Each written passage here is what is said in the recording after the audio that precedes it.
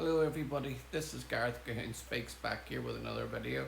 I'd like you to hit the subscribe button or give me the thumbs up if you like the video, or hit the notification bell to be notified when I post my next post, or otherwise you can donate to my ministry and the charities that I support at garethcahoon3@gmail.com on PayPal.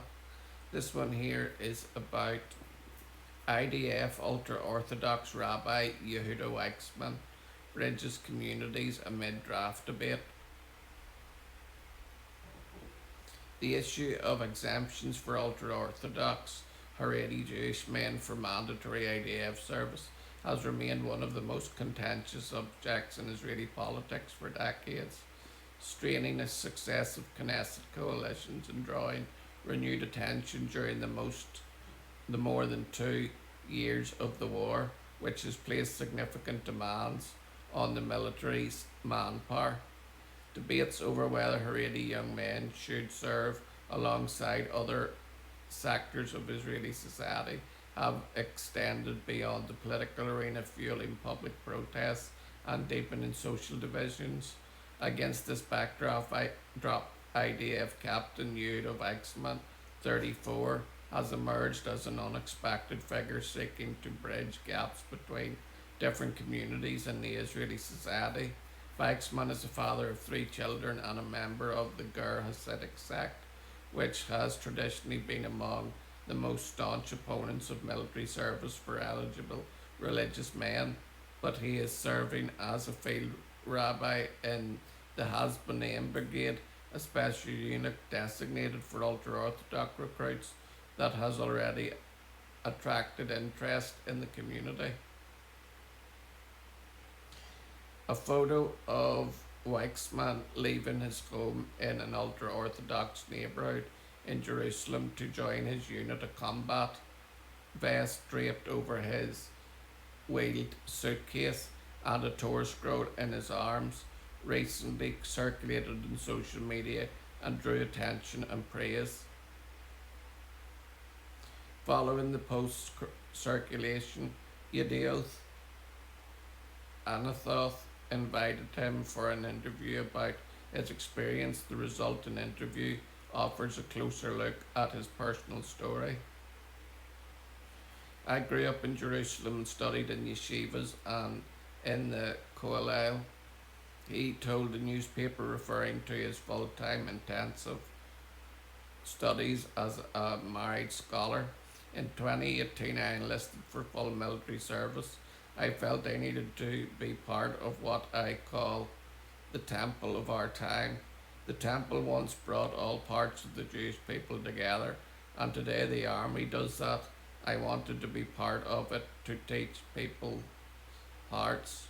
Weitzman also spoke about his time in the IDF as a regular soldier, noting that he volunteered for officer training and served in a combat unit. He described his service in the military reserves and, like many Israelis, reflected on where he was and what he was doing. On October 7, 2023, I reached the Gaza border communities that same day, he said. Afterward, I was assigned to the Shura military base to help care for the fallen. Those were emotionally overwhelming days. I saw what happens when a people fails to stand guard. He was mobilized and served for several months as battalion rabbi in units that were deployed to Gaza and Lebanon. These were months of intense activity, but Weitzman said he felt he should be doing more. Despite the meaningful role I had during the war, I felt I was more of a cheerleader than a player, he said. When the Hasbanim Brigade was established, they allowed reservist combat soldiers to enlist in it. I took off my ranks and did combat basic training. From the beginning, I am captain and I am an officer. Who was training me was the second lieutenant, but it was worth everything now. I am no longer cheering from the sidelines. I am a fighter, a player on the field. In his spare time, Weitzman worked to raise money to buy supplemental equipment for soldiers in his unit. Many IDF soldiers did this during the last 2.5 years, but he also solicited donations from ultra-Orthodox communities, including some that are not traditionally supportive of the Israeli military or the state of Israel. Since October 7th, I've been the mobilization of the entire people of Israel, he said. I brought a donation to the IDF, even from anti-Zionist Satmar Hasdim in the United States, who donated operational equipment worth tens of thousands of shekels. I was also involved in organising more than 30 barbecues for soldiers, all from Haredi communities. This beautiful connection is deeply moving. We have a group of Gaz Hashem, and wherever we're stuck and need a Torah scroll equipment or dinner for soldiers, I send a message there and people immediately step up to volunteer and help. The Hasidic community is not against the soldiers. The issue is more complicated because of the yeshiva students wanting to do more. Weitzman has also taken on the role of bringing the Torah scrolls to units deployed in active combat zones.